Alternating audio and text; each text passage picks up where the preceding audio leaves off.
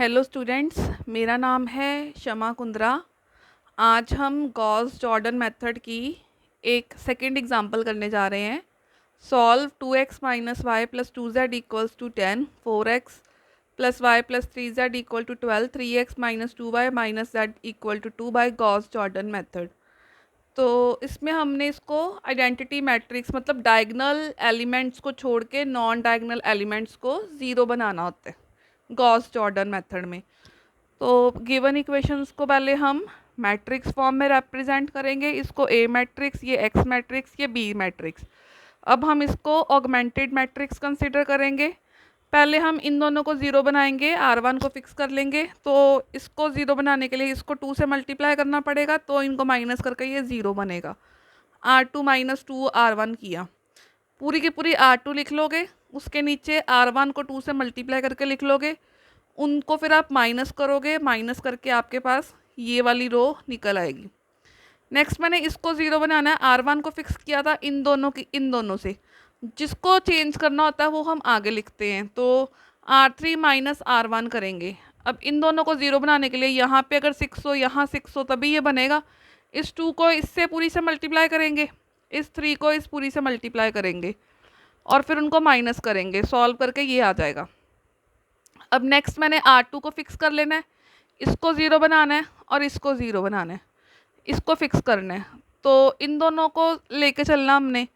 तो यहाँ अगर इस पूरी को 3 से मल्टीप्लाई करेंगे और इन दोनों को प्लस करेंगे, 3R1 प्लस R2, तो ये मेरा ज़ीरो बन जाएगा।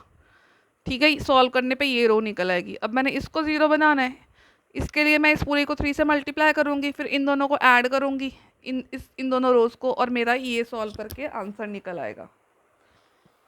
उसके बाद अब मैंने इन दोनों को ज़ीरो बनाना है, इन दोनों को, इसको फिक्स करना है। तो अब मैं क्या करूँगी, R1 और R3 को ऐड करूँगी। ठीक है, R1 और R3 को, लेकिन इन दोनों को सेम बनाने के लिए इसको 25 होगा, तभी ये 25 और 25 ज़ीरो बनेंगे।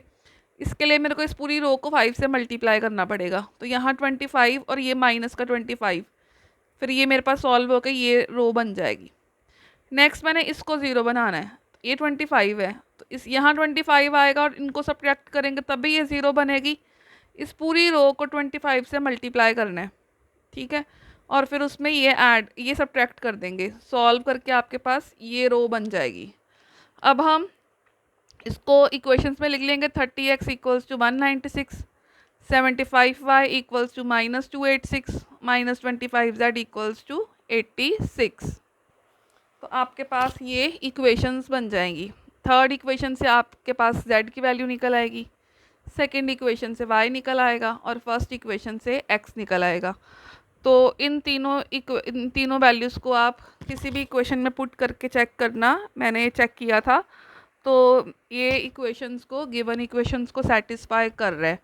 तो गॉस जॉर्डन मेथड में बेसिकली डायगनल एलिमेंट्स को छोड़ के बाकी के नॉन डायगनल एलिमेंट्स को ए मैट्रिक्स के अंदर हमने ज़ीरो बनाना होता है। उसके लिए आप कोई से भी रो ऑपरेशंस लगा सकते हो, रोज़ को इंटरचेंज कर सकते हो, और जब भी ये नॉन डायगनल ज़ीरो बन जाए और डायगनल एलिमेंट बच जाए, उसके बाद नेक्स्ट स्टेप होता है इसको वापस मैट्रिक्स से इक्वेशंस में कन्वर्ट करना, और इक्वेशंस को सिंप्लीफाई करके हमारे पास एक्स वाई जेड की वैल्यूज़ निकालना। और इस तरह से हम फिर आप इन वैल्यूज़ को किसी भी इक्वेशन में पुट करके चेक कर सकते हो क्या ये सेटिस्फाई कर रहा है कि नहीं कर रहा। Thank you.